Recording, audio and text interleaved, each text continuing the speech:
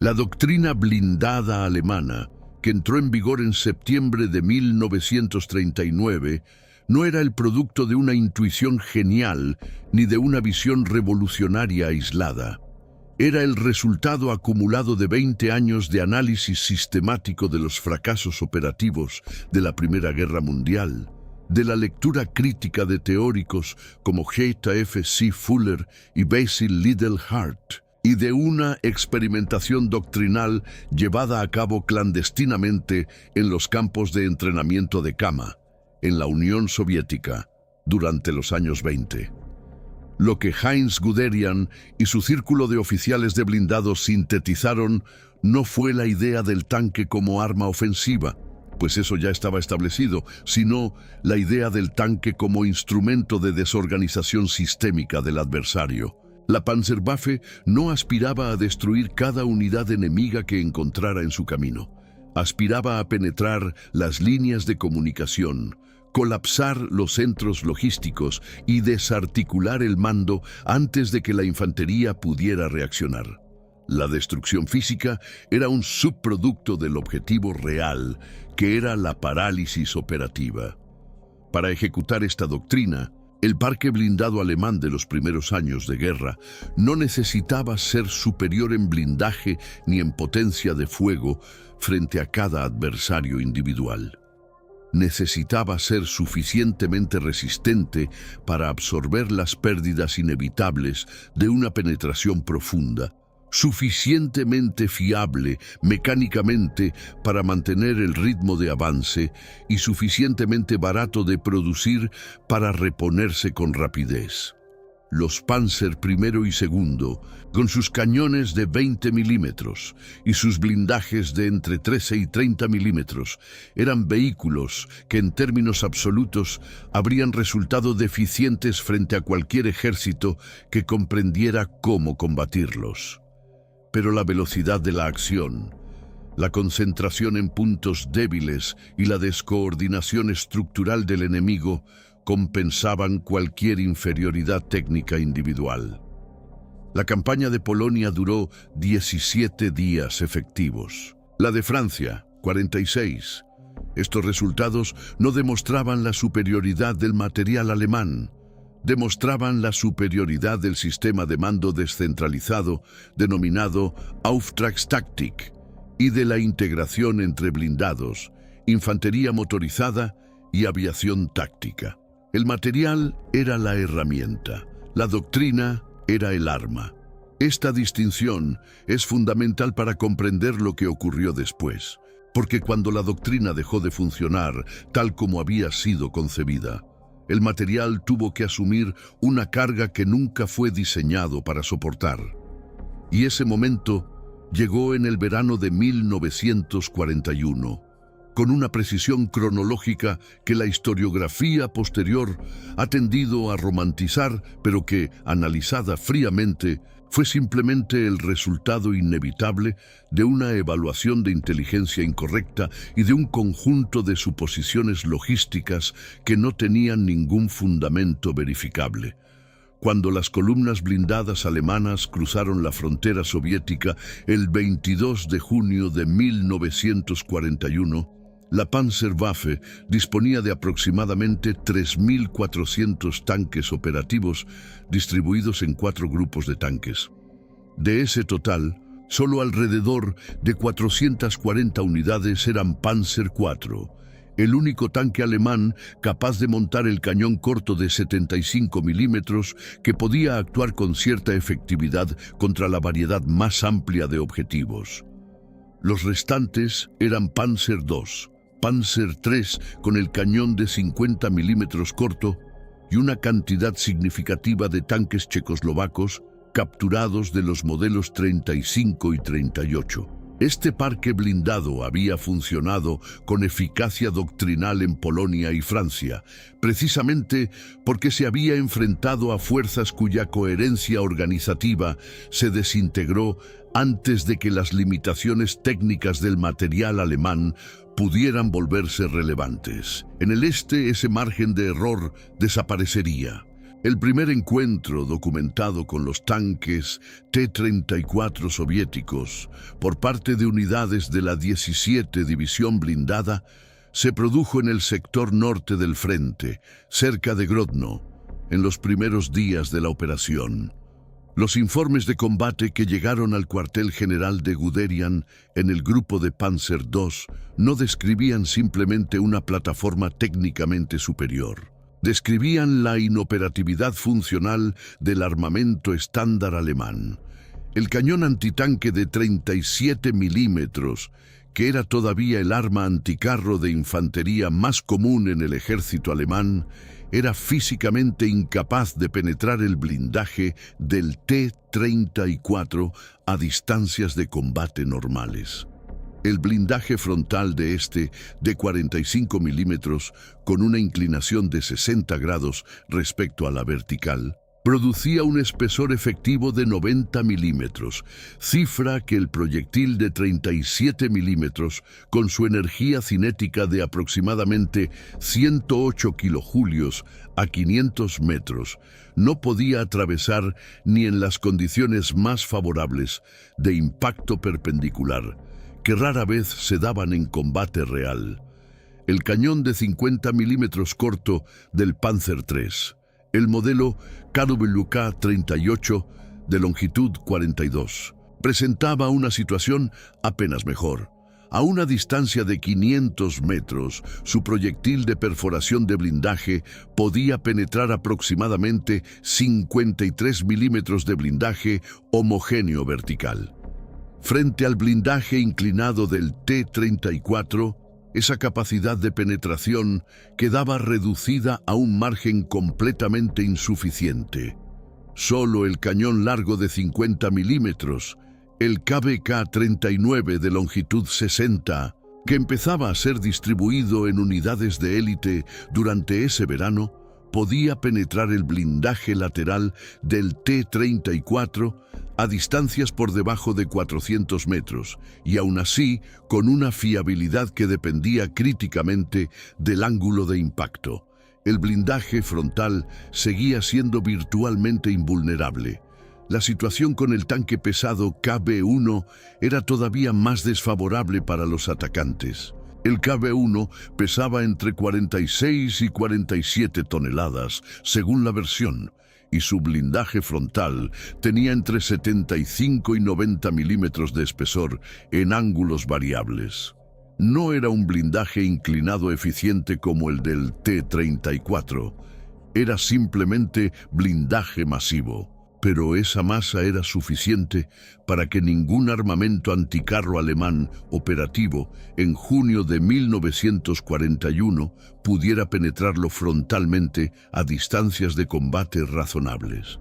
Los informes del Grupo de Ejércitos Norte documentan episodios en los que un solo KB-1 detuvo columnas enteras durante horas porque los tanques que lo flanqueaban no podían destruirlo, y la artillería anticarro no estaba disponible en ese punto del avance. Solo el cañón antiaéreo de 88 milímetros, el Flak 18 y el Flak 36 podía penetrar el blindaje del KB-1 a distancias operativas, pero ese cañón pesaba varias toneladas, requería un equipo de 6 artilleros para operar y no estaba diseñado para el combate terrestre directo. Emplearlo en ese papel era una solución de emergencia, no una respuesta sistémica. Lo que esto significaba en términos doctrinales era de una gravedad que los informes de la época solo capturan parcialmente. La Wehrmacht había construido toda su doctrina de operaciones blindadas sobre la premisa de que la velocidad del avance y la desorganización del enemigo compensarían las deficiencias técnicas del material. Esa premisa requería que el material fuera capaz, al menos, de amenazar creíblemente a los vehículos que se interpusieran en su camino. Si un T-34 podía situar su cañón de 76 milímetros de longitud, 30 en posición de flanqueo, y disparar contra una columna de Panzer III, sin que estos pudieran responder con efectividad, la premisa se rompía. y se rompía no porque los alemanes fueran inferiores como combatientes, sino porque la física del blindaje y la balística no admiten compromisos doctrinales.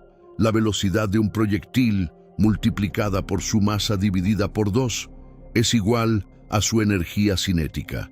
Y esa energía cinética tiene que ser suficiente para superar la resistencia del blindaje objetivo. No hay ideología, doctrina ni moral que modifique esa ecuación. Las soluciones de emergencia adoptadas durante el segundo semestre de 1941 revelan con claridad el grado de improvisación al que se vio reducida la Wehrmacht. La más inmediata fue el despliegue de cañones antitanque capturados de origen francés y soviético, montados sobre chasis semicamiones o sobre plataformas de ruedas. Estas improvisaciones, agrupadas genéricamente bajo la denominación Panzerjäger, tenían el mérito de colocar un cañón de mayor calibre en el campo de batalla con cierta rapidez, pero sus limitaciones eran evidentes: sin blindaje para la tripulación, sin capacidad de fuego a través de arco completo y sin movilidad comparable a un tanque. La serie Marder, que comenzó a ser concebida en ese período, aunque no entraría en producción en cantidades significativas hasta 1942, representaba la institucionalización de esta improvisación. El Marder II montaba el cañón soviético capturado de 76,2 milímetros en un chasis de Panzer II. El Marder III utilizaba el mismo cañón o el PAK-40 de 75 milímetros sobre el chasis del tanque checo 38. Eran soluciones funcionales para una crisis inmediata, pero consumían recursos industriales que en otras circunstancias habrían ido a producción de tanques propiamente dichos.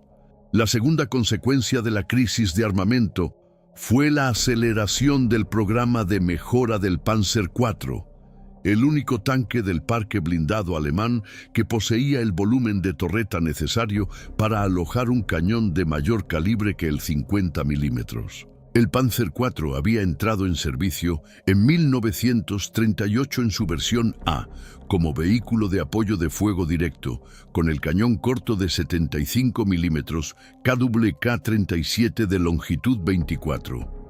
Ese cañón lanzaba un proyectil de alto explosivo efectivo, pero su velocidad de boca era tan baja, apenas 385 metros por segundo, en su munición de perforación, que sus capacidades antitanque eran prácticamente nulas frente a blindajes de más de 50 milímetros. Para finales de 1941 era evidente que este vehículo necesitaba ser reinventado, y la dirección de armamento alemana se embarcó en ese proceso con la determinación que impone una crisis operativa real.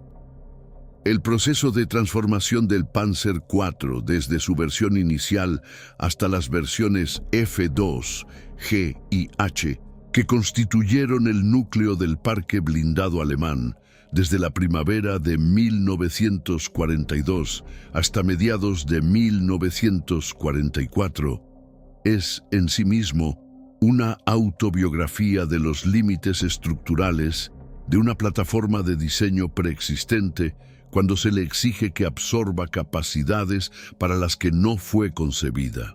El chasis del Panzer IV fue diseñado en 1935 por el equipo de Krupp bajo las especificaciones de un vehículo de 17 toneladas.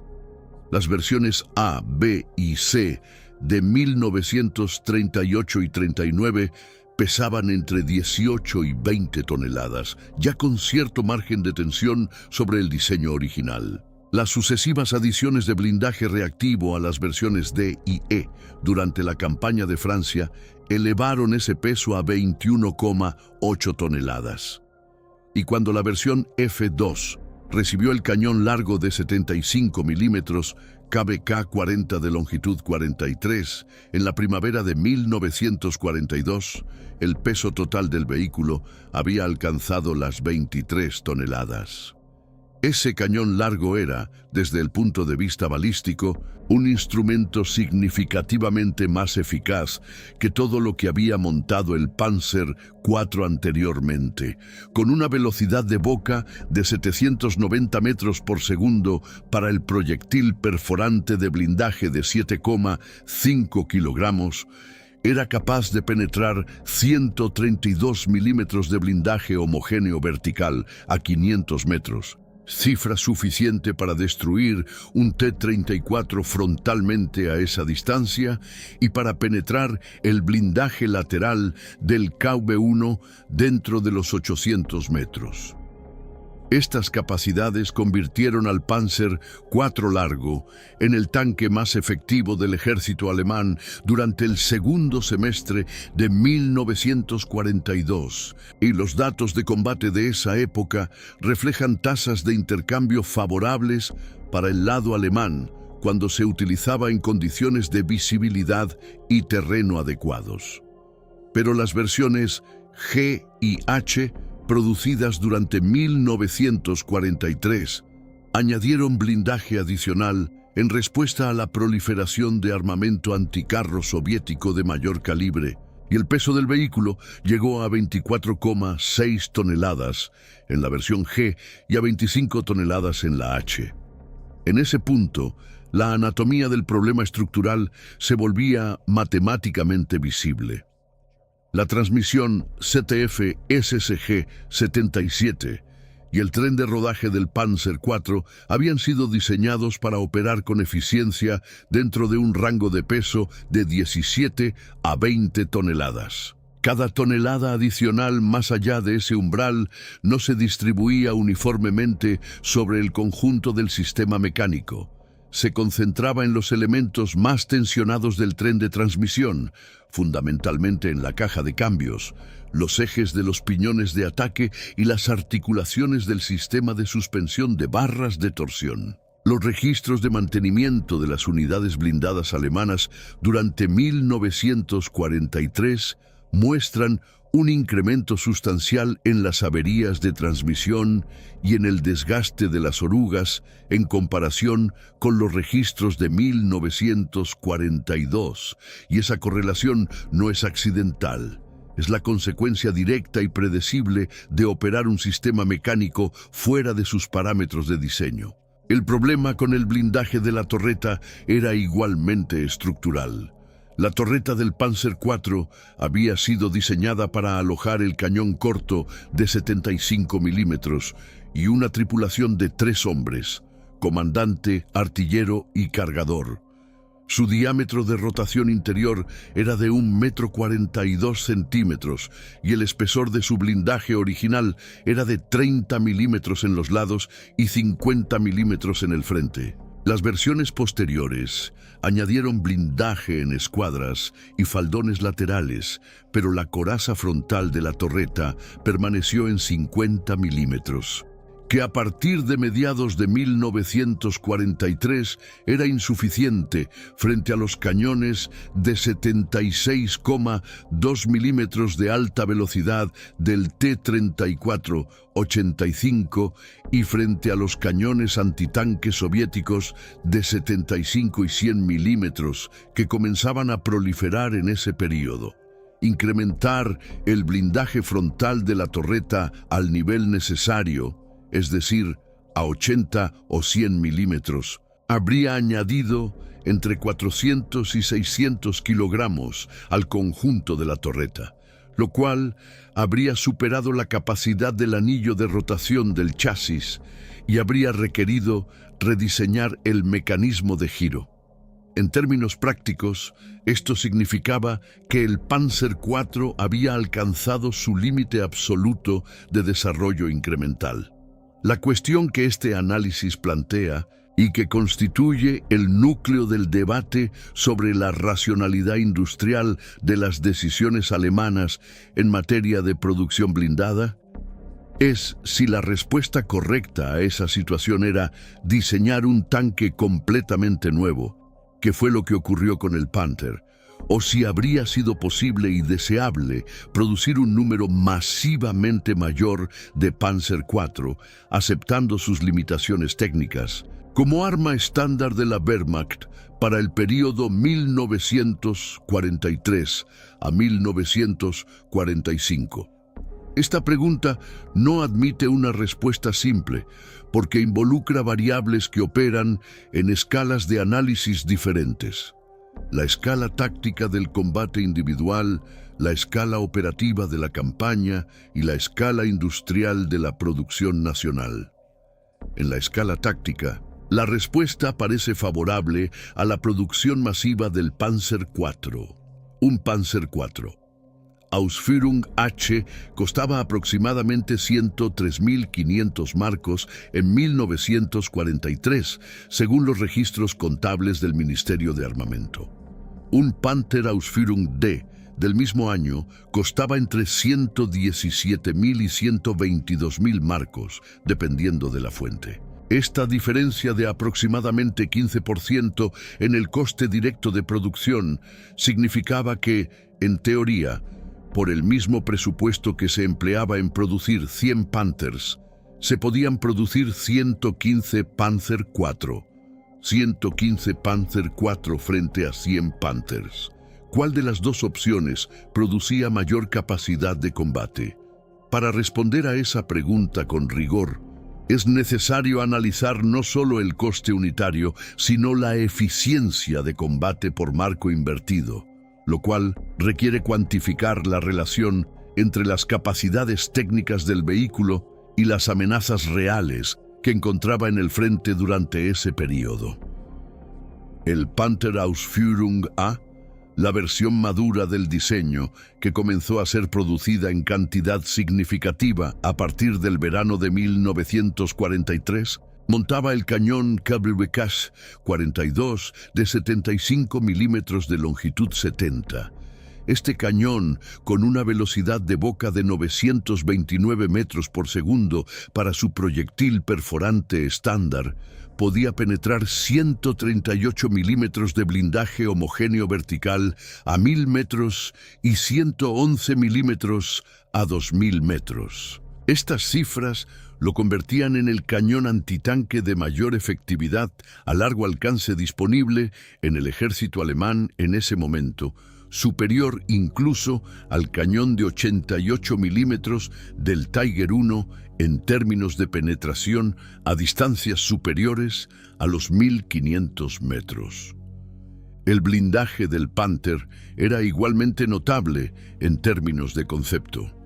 Su plancha frontal del casco, de 80 milímetros de grosor con una inclinación de 55 grados respecto a la vertical, producía un espesor efectivo frente a proyectiles en trayectoria horizontal de aproximadamente 139 milímetros, suficiente para resistir el cañón soviético de 85 milímetros del T-34-85 a distancias de combate normales. Esto significaba que un Panther bien posicionado frontalmente era virtualmente inmune a los tanques soviéticos más numerosos durante el periodo 1944 a 45. Los lados de la torreta, sin embargo, tenían solo 45 milímetros a 90 grados, lo cual era su punto de vulnerabilidad crítico. La comparación directa entre el Panther y el Panzer IV largo, en términos de rendimiento en combate documentado durante el periodo de mayor despliegue, es decir, desde Kursk en julio de 1943 hasta el colapso del frente del Vístula en enero de 1945, muestra diferencias que van más allá de la simple comparación de blindaje y armamento. Los datos de los batallones de Panthers de la División de Tanques de la Guardia difieren en estructura de los batallones de Panzer IV, pero la información disponible sobre las tasas de pérdidas y las relaciones de destrucción durante operaciones comparables sugiere que el Panther, cuando funcionaba correctamente, producía entre el 70 y el 90% más de destrucciones de tanques enemigos por unidad perdida que el Panzer IV. Esta ventaja no era simplemente el resultado del blindaje superior, era el resultado de la combinación entre blindaje, alcance efectivo del cañón y superioridad óptica, siendo el sistema de puntería Leitz del Panther significativamente superior a los dispositivos ópticos del Panzer IV en términos de magnificación y campo visual. Ahora bien, este análisis de eficiencia táctica tiene que ser contextualizado dentro de la realidad operativa e industrial del período, porque es precisamente esa contextualización la que añade capas de complejidad al argumento. El Panther no era simplemente 15% más caro que el Panzer IV, era considerablemente más complejo de fabricar, requería materias primas específicas en cantidades mayores, y su motor Maybach HL 230P30 de 725 caballos de vapor consumía más combustible y era más difícil de mantener en campaña que el Maybach HL 120 de 480 caballos del Panzer IV. El cociente de fiabilidad mecánica del Panther durante el primer año de su despliegue operativo fue notoriamente bajo. Durante la Operación Ciudadela en julio de 1943, de los 192 Panthers del 5º Regimiento Blindado de las SS, más del 40% experimentaron averías mecánicas durante los primeros 4 días de operaciones, antes de que el fuego enemigo pudiera explicar la mayor parte de las pérdidas. Los problemas afectaban principalmente al sistema de transmisión Sanrad Fabric AK6,2 y al sistema de refrigeración del motor, los cuales no estaban suficientemente desarrollados para las condiciones de alta temperatura y polvo del frente oriental. Esta tasa de fallos mecánicos durante los primeros meses de despliegue operativo tiene una causa que no es la incompetencia de los ingenieros alemanes, sino la compresión del calendario de desarrollo impuesta por las urgencias militares. El diseño del Panther fue aprobado en mayo de 1942 y la producción en serie comenzó en enero de 1943. Esto significaba que entre la aprobación del diseño final y la entrega de los primeros vehículos a las unidades combatientes transcurrieron apenas 8 meses, un periodo absolutamente insuficiente para las pruebas de fiabilidad y durabilidad que un sistema mecánico de esa complejidad requería. En comparación, el Panzer IV había sido desarrollado durante un periodo de más de 3 años antes de entrar en servicio. La prisa en el programa del Panther fue el resultado directo de la presión política y militar por disponer de una respuesta al T-34 antes del verano de 1943, y esa presión produjo un vehículo que, en términos de fiabilidad mecánica, no estaba listo para el despliegue masivo. Sin embargo, la argumentación a favor de haber prescindido del Panther y producido únicamente Panzer IV en mayor cantidad enfrenta un obstáculo analítico que raramente se aborda con la profundidad que merece: la escasez estructural de tripulaciones veteranas. Este factor es decisivo, y su análisis requiere apartarse temporalmente de la ingeniería de vehículos para examinar el capital humano como recurso no renovable en tiempo de guerra industrial total. A finales de 1942 y durante todo 1943, el ejército alemán experimentaba una hemorragia de personal calificado de consecuencias operativas graves. La batalla de Stalingrado había costado al Sexto Ejército aproximadamente 115.000 muertos en combate y 100.000 prisioneros, entre ellos una proporción significativa de suboficiales y oficiales con experiencia real en operaciones de blindados. La batalla de Kursk, en julio de 1943, fue operativamente inconclusa, pero tácticamente costosa, para el cuerpo de Panzer alemán en términos de tripulaciones. La campaña de África del Norte, completada en mayo de 1943, con la capitulación de los grupos de ejércitos en Túnez, significó la pérdida de aproximadamente 250.000 tropas, incluyendo un número desproporcionado de las tripulaciones más experimentadas del Afrika Korps. La formación de un tripulante de tanque alemán competente no era un proceso de semanas. Era un proceso de meses estructurado en fases progresivas. La instrucción básica de conductores de vehículos blindados en las escuelas de entrenamiento de Erlangen y Krampnitz duraba aproximadamente 3 meses para el conductor y el mecánico de transmisión. La formación del artillero y el apuntador, que requería no solo el dominio técnico del cañón y del mecanismo de carga, sino el desarrollo de la capacidad de identificación rápida de objetivos en movimiento y el cálculo intuitivo de correcciones de puntería. Duraba entre 4 y 6 meses adicionales en circunstancias normales.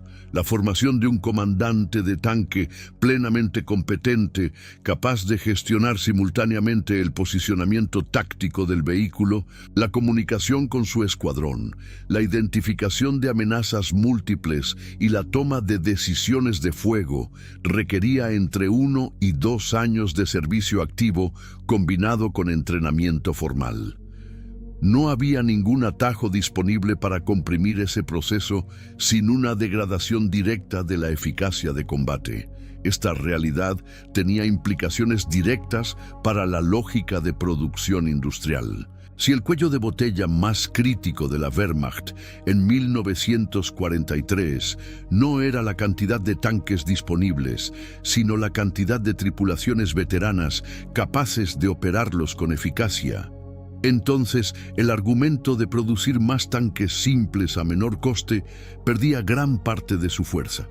Si el ejército alemán disponía en cualquier momento dado de, digamos, 4.000 tripulaciones entrenadas en el frente oriental, y esas 4.000 tripulaciones podían operar 4.000 Panzer, 4 o 4.000 Panthers, la pregunta que importaba desde el punto de vista de la efectividad operativa no era cuántos vehículos se podían producir, sino cuánta potencia de combate podía concentrar esa cantidad fija de tripulaciones expertas.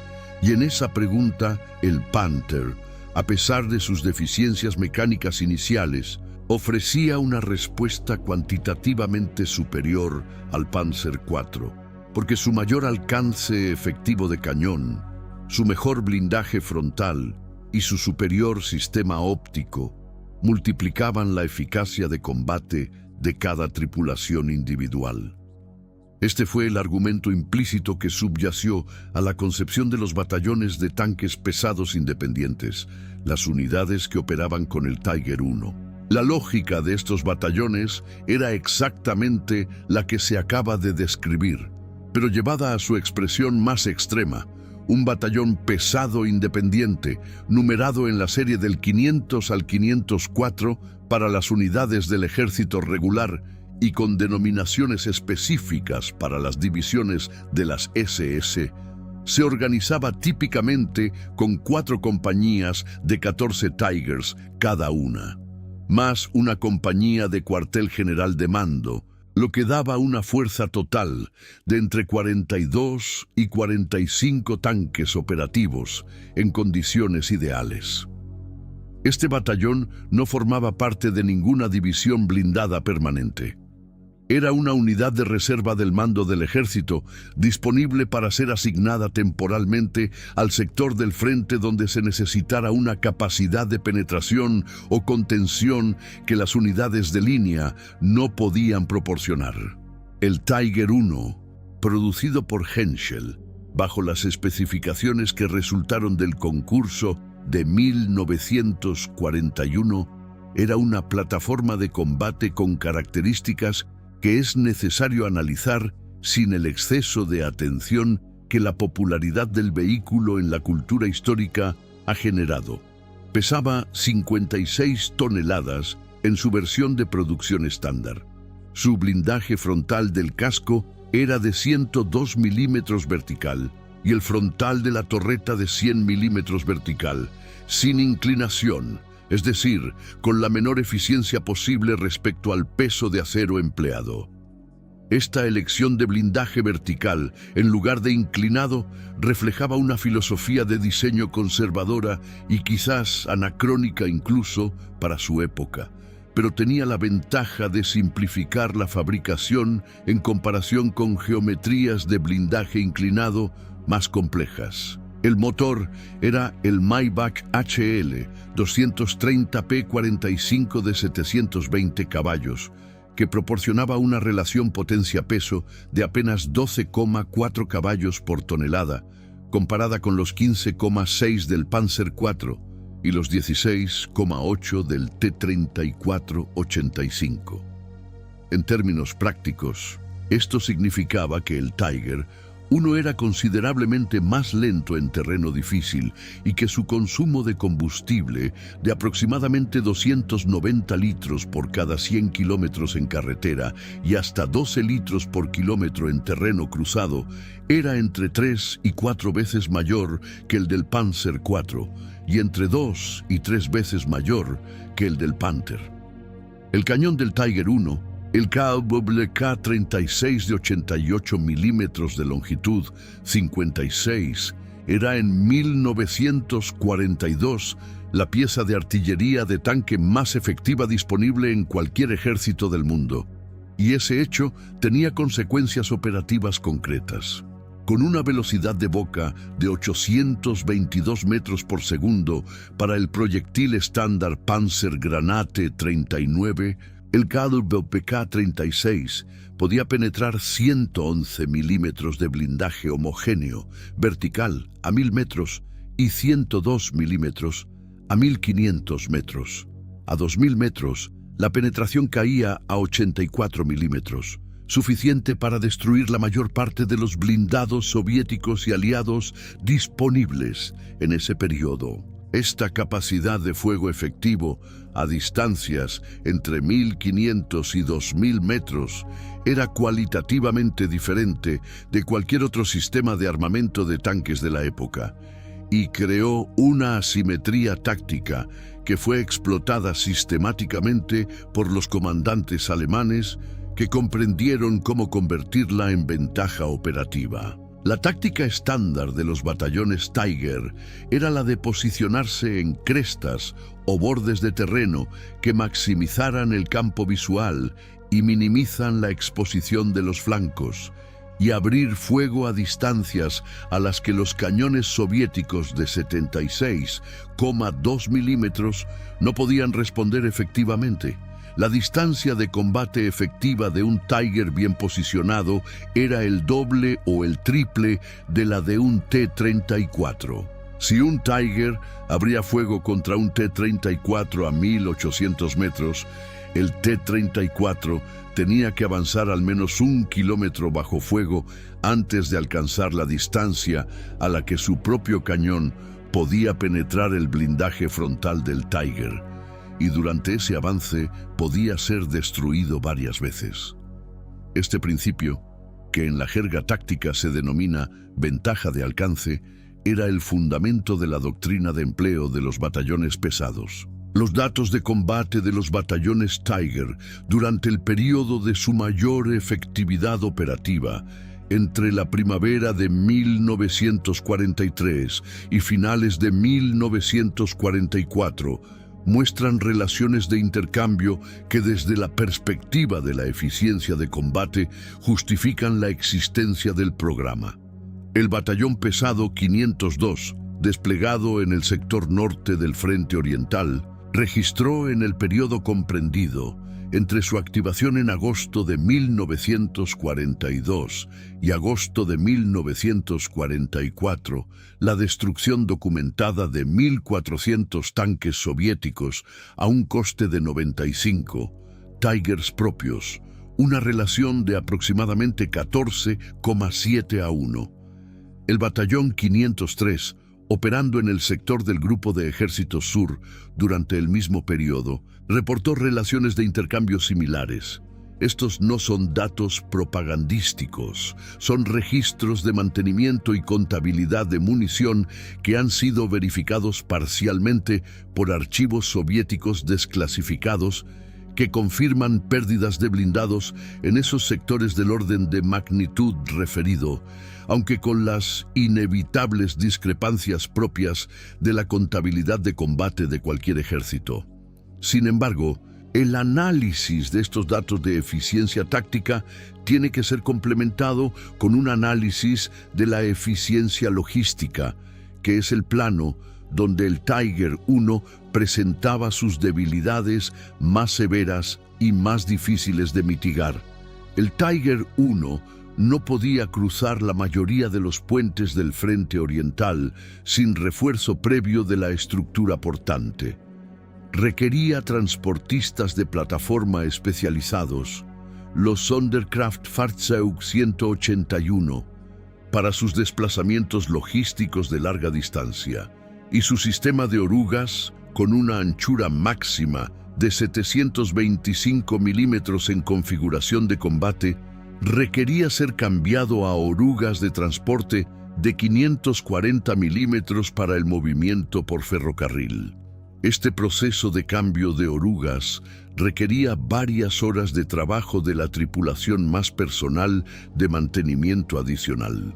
El ratio de inmovilización por avería mecánica del Tiger I durante campaña intensa era de aproximadamente el 30% del total de vehículos en cualquier momento dado, lo que significa que en un batallón de 42 Tigers, entre 12 y 14 estaban en reparación o tránsito logístico en cualquier fecha determinada. Estos costes logísticos representaban una carga desproporcionada sobre el sistema de apoyo de las divisiones a las que los batallones Tiger eran asignados temporalmente. Cada Tiger requería aproximadamente 8 toneladas de suministros de todo tipo por cada 100 kilómetros de desplazamiento en combate, comparadas con las 3 toneladas del Panzer IV en condiciones similares. En un frente donde la capacidad de transporte era uno de los recursos más escasos y más disputados, esta diferencia no era trivial. Era el tipo de diferencia que en análisis logístico se traduce directamente en vehículos que no alcanzan su posición de combate, munición que no llega a tiempo, y ventanas operativas que se cierran antes de ser explotadas. La pregunta que emerge naturalmente de este análisis es si los recursos materiales y humanos consumidos por la producción y operación del Tiger I habrían generado un mayor retorno operativo si hubieran sido invertidos en Panthers o en Panzer IV adicionales. Para responder a esto, es necesario cuantificar la relación de recursos. El coste de producción de un Tiger I Ausführung E era de aproximadamente 250.000 marcos en 1943, según los registros del Ministerio Speer. Esto equivalía a aproximadamente 2,4 Panthers o 2,4 Panzer IV y medio. En términos de tiempo de trabajo industrial, un Tiger requería entre 300.000 y 350.000 horas hombre de fabricación, comparadas con las 150.000 del Panther y las 80.000 del Panzer IV. Esto significa que el programa Tiger consumió recursos que, redirigidos, habrían producido aproximadamente el doble de Panthers o más del triple de Panzer IV. Si se acepta la premisa de la escasez de tripulaciones como cuello de botella principal, entonces la pregunta no es cuántos vehículos adicionales se habrían producido, sino cuánta mayor potencia de combate habría generado la misma cantidad de tripulaciones operando Panthers en lugar de Tigers. La respuesta es ambigua, porque la ventaja táctica del Tiger sobre el Panther en distancias de combate superiores a los 1500 metros era real y medible, mientras que el Panther era operativamente más versátil, más rápido y logísticamente menos costoso. En distancias de combate inferiores a los 1000 metros, las diferencias de efectividad entre ambos vehículos se reducían considerablemente. Y a esas distancias, el Panther era definitivamente superior en términos de relación coste-eficacia. El Frente Oriental, con sus vastas extensiones de estepa abierta en el sur y sus terrenos más confinados de bosque y pantano en el norte y el centro, presentaba ambos escenarios, y no existe ninguna respuesta universal que sea igualmente válida para todos ellos. Lo que sí se puede afirmar con razonable certeza analítica es que la producción total del Tiger I durante toda la guerra, 1.456 unidades según los registros de Henschel, fue siempre una fracción demasiado pequeña para ejercer una influencia decisiva en la escala operativa global, pero suficientemente grande para agotar recursos que en términos de Panthers habrían representado entre 3.400 y 3.500 unidades adicionales. En el contexto de los alrededor de 6.000 Panthers realmente producidos entre mayo de 1943 y mayo de 1945, esto habría significado un incremento de entre el 56 y el 58% en el total del parque de Panthers disponible para las operaciones. Ese incremento, dado en el período correcto, habría tenido consecuencias operativas cuantificables para la capacidad de la Wehrmacht de mantener líneas defensivas coherentes en el frente oriental durante los años 1944 y 45. Sin embargo, este cálculo alternativo de producción tiene que ser matizado por una realidad industrial que la formulación simplificada tiende a ignorar. Los recursos no eran perfectamente fungibles entre programas. Las acerías especializadas de Krupp y Henschel, que producían las planchas de blindaje del Tiger, no podían ser reconvertidas instantáneamente para producir las planchas de ángulo inclinado del Panther sin inversiones en herramental y formación técnica que hubieran consumido tiempo productivo. Los trabajadores especializados en el montaje de la torreta del Tiger, con sus pernos de alta resistencia y sus mecanismos de giro de gran tonelaje, no eran intercambiables con los que montaban la torreta del Panther. Las líneas de producción de componentes de motor para el HL-230 del Tiger y el HL-230P30 del Panther eran en gran medida diferentes. La fungibilidad de recursos industriales es siempre parcial y está limitada por el capital fijo invertido en cada programa específico. Esto no invalida el argumento a favor de una concentración mayor en el Panther y el Panzer IV, pero sí sugiere que la transición habría tenido costes de ajuste no despreciables. El análisis de los grandes contendientes en la ecuación de producción industrial del Tercer Reich no estaría completo sin abordar el programa que más unánimemente ha sido señalado por historiadores industriales y analistas militares como el mayor desperdicio de recursos del programa blindado alemán en toda la guerra: el Tiger II. Conocido en la nomenclatura oficial como Panzerkampfwagen 6. Ausführung B y en el argot como König Tiger o King Tiger. Este vehículo, del que se produjeron 489 unidades entre enero de 1944 y marzo de 1945, representa un caso de estudio en el que la búsqueda de superioridad técnica absoluta alcanzó un punto de rendimientos decrecientes tan pronunciado que la eficiencia operativa del sistema resultante fue, en múltiples métricas críticas, inferior a la de los vehículos que desplazó.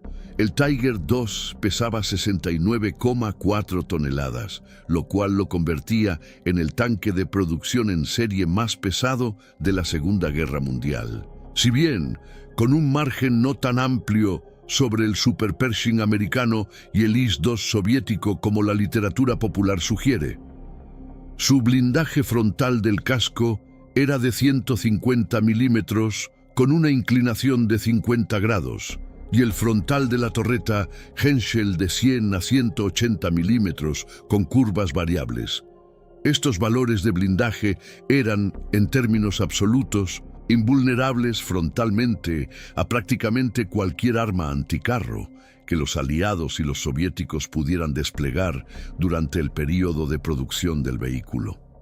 El IS-2, con su cañón de 122 milímetros, podía penetrar el frontal del Tiger II solo a distancias inferiores a 500 metros y en condiciones de impacto prácticamente perpendicular. El cañón de 85 milímetros del T-34-85 era prácticamente ineficaz contra el frontal del Tiger II a cualquier distancia de combate normal.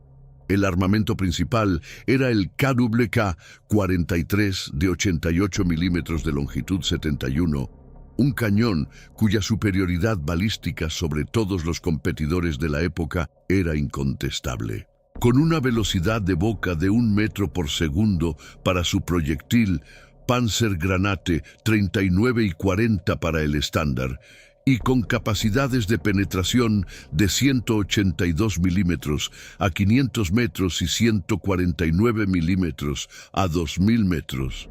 El KWK-43 podía destruir cualquier tanque aliado o soviético en servicio a distancias muy superiores a las de cualquier adversario que pudiera identificarlo. Este cañón, montado sobre una plataforma estable de 69 toneladas, producía en condiciones favorables de terreno y visibilidad un sistema de combate que era tácticamente prácticamente invencible en un duelo individual. El problema era que la guerra no se libraba en duelos individuales en terreno ideal. La guerra se libraba en un contexto donde el número de unidades operativas, la velocidad de desplazamiento, la disponibilidad de suministros y la cobertura de frente por unidad importaban tanto como la invulnerabilidad individual de cada vehículo. Y en todas esas dimensiones, el Tiger II era un fracaso sistémico de primera magnitud.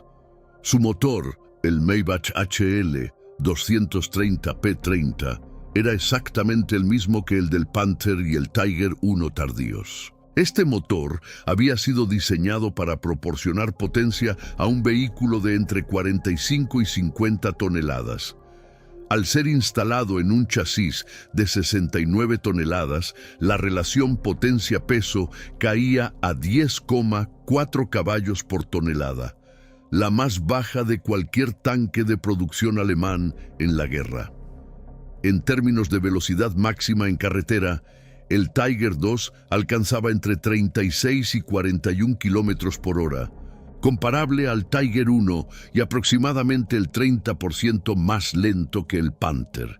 En terreno cruzado blando, la presión sobre el suelo de 0,76 kilogramos por centímetro cuadrado de sus orugas anchas era manejable, pero su masa total hacía que cualquier suelo con capacidad portante inferior a los requerimientos del vehículo produjera un hundimiento que podía inmovilizarlo completamente.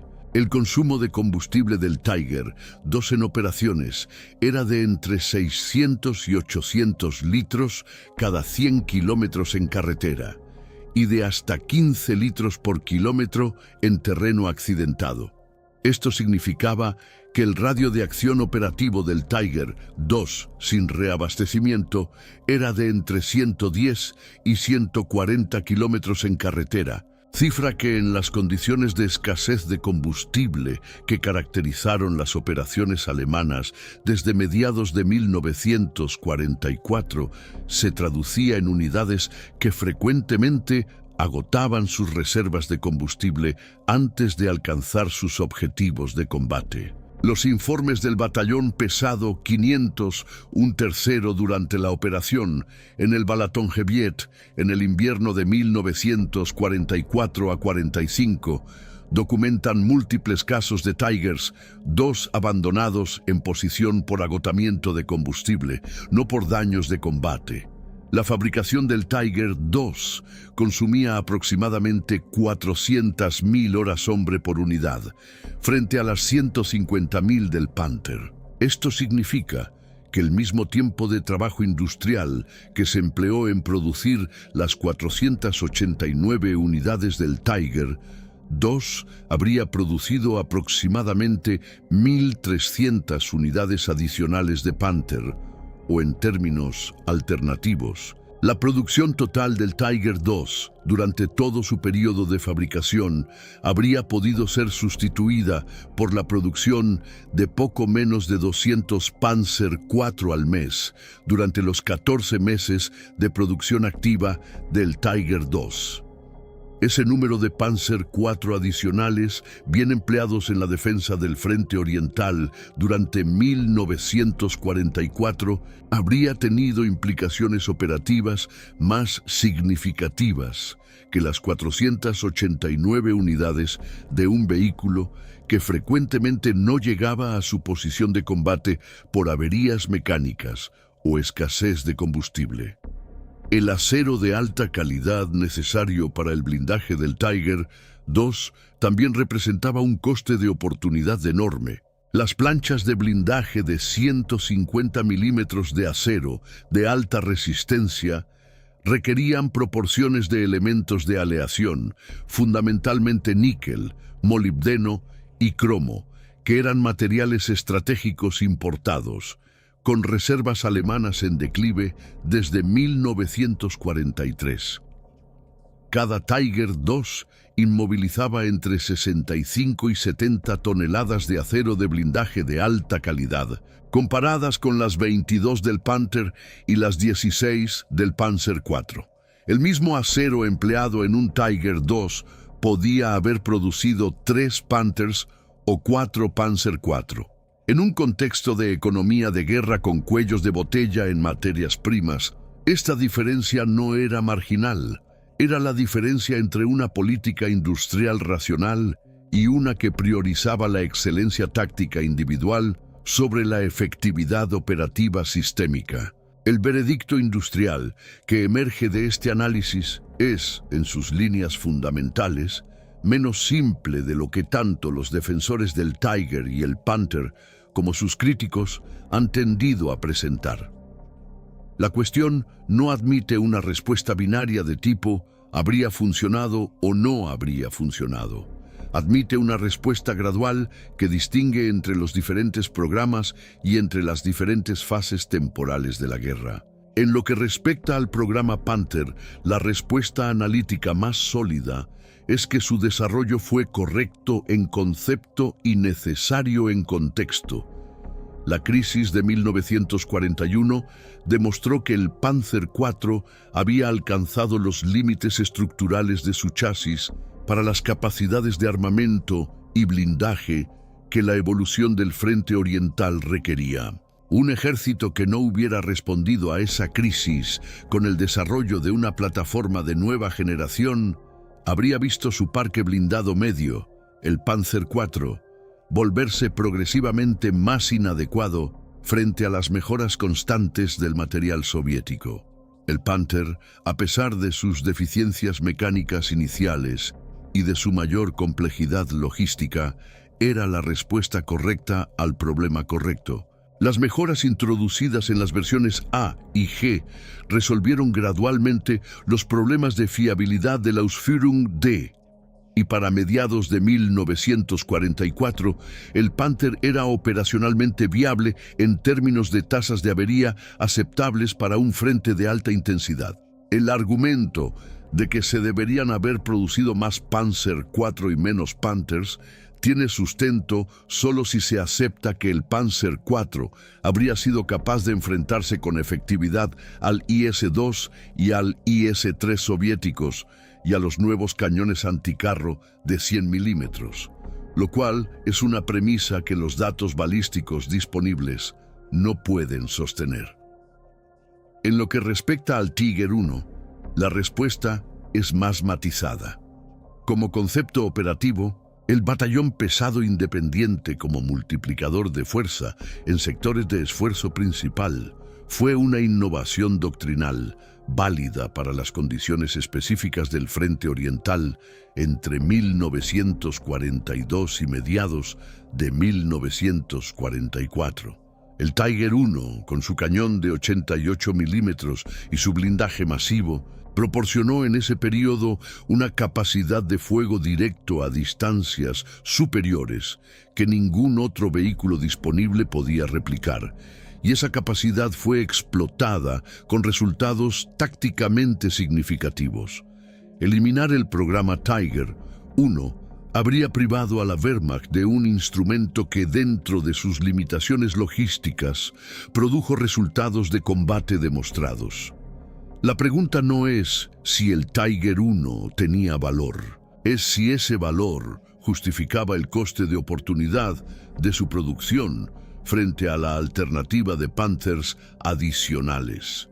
Y esa pregunta no tiene una respuesta unívoca porque depende de los supuestos que se hagan sobre la distribución de los frentes y los tipos de terreno en que se habrían librado las batallas, variables que son hipotéticamente modificables sin límite.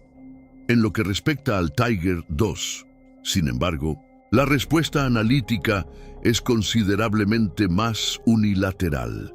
El programa del Tiger II fue, en los términos en que se ha analizado, un error de asignación de recursos industriales de proporciones significativas, no porque el vehículo fuera tácticamente ineficaz en los casos en que funcionó correctamente y llegó a su posición de combate con suministros adecuados, sino porque esas condiciones fueron estadísticamente raras durante el periodo de su despliegue, y porque el coste de cada unidad en términos de horas hombre, acero de alta calidad, componentes de motor y capacidad logística era de tal magnitud que su equivalente en Panthers o en Panzer IV habría generado una masa de vehículos con una presencia operativa materialmente más significativa que las 489 unidades producidas de un vehículo que frecuentemente no podía ser reparado en el campo y cuyo impacto logístico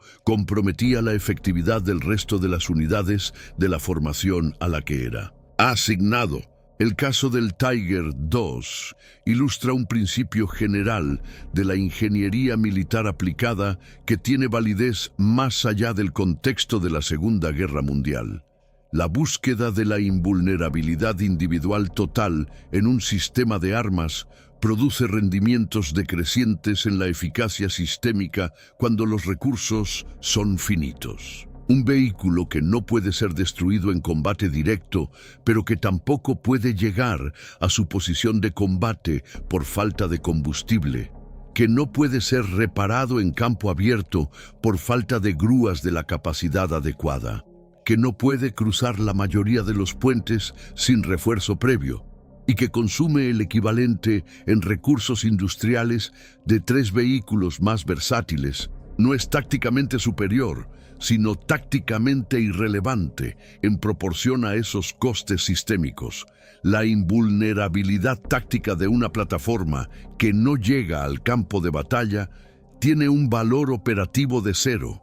El análisis de la producción blindada alemana en conjunto, desde las primeras series del Panzer IV hasta la última entrega del Tiger II, sugiere que la Wehrmacht habría obtenido una capacidad operativa marginalmente superior, concentrando sus recursos en el Panther y en versiones mejoradas del Panzer IV, prescindiendo del Tiger II y reduciendo la producción del Tiger I en favor de un mayor número de vehículos medios. Esta conclusión no invalida la lógica táctica del batallón pesado como concepto operativo. Sugiere que ese concepto podría haber sido ejecutado de forma igualmente eficaz, con Panthers agrupados en unidades de reserva de ejército, como de hecho ocurrió parcialmente con los regimientos de Panthers en configuración similar a los batallones Tiger.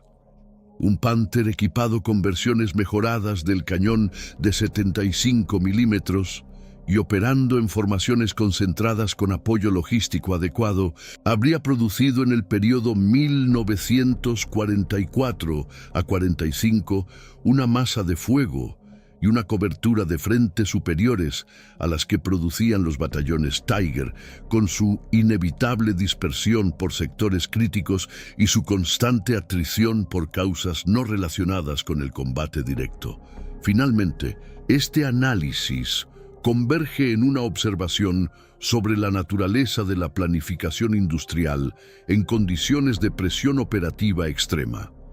Las decisiones de producción del Tercer Reich en materia de blindados no fueron tomadas en un vacío analítico racional. Fueron tomadas bajo la presión combinada de urgencias militares inmediatas, interferencias políticas de la dirección nacional, rivalidades institucionales entre el Ministerio de Armamento, la Dirección de Armamento del Ejército y los principales fabricantes industriales, y las limitaciones cognitivas que impone la toma de decisiones en tiempo real durante una guerra de total que evoluciona más rápido que las cadenas de producción. El programa Tiger fue inicialmente aprobado sobre la base de datos de combate incompletos sobre el KB-1 y el T-34, en un contexto de presión para demostrar que Alemania poseía respuestas técnicas a los materiales soviéticos. El Tiger II fue aprobado en parte como respuesta a los informes sobre el IS-2 soviético, pero también por la preferencia institucional de ciertos sectores del ejército por soluciones de fuerza bruta sobre soluciones de eficiencia sistémica. El Panther fue aprobado en un proceso relativamente racionalizado, pero comprimido en el tiempo, lo que explica sus deficiencias mecánicas iniciales. La respuesta a la pregunta que articula el título de este análisis, es decir, si la Wehrmacht habría funcionado mejor sin el Tiger y el Panther, es que sin el Panther habría funcionado considerablemente peor, porque no habría tenido una plataforma blindada media capaz de enfrentarse con alguna efectividad a los modelos soviéticos de la segunda mitad de la guerra. Sin el Tiger I, habría perdido una capacidad de fuego a larga distancia que, dentro de sus limitaciones, fue tácticamente eficaz y doctrinalmente justificada como multiplicador de fuerza. Sin el Tiger II, probablemente habría funcionado igual de mal en términos estratégicos generales, pero con una distribución más racional de los recursos industriales, que podría haber compensado parcialmente otras deficiencias del parque blindado en el período crítico de 1944. El programa que debería haber sido cancelado o reducido drásticamente era el Tiger II, no el Tiger I ni el Panther. Y la lección que esa cancelación debería haber producido, la subordinación de la superioridad técnica absoluta al principio de eficiencia sistémica y viabilidad logística, es una que la producción blindada alemana nunca terminó de asimilar completamente durante los años que le quedaban de guerra.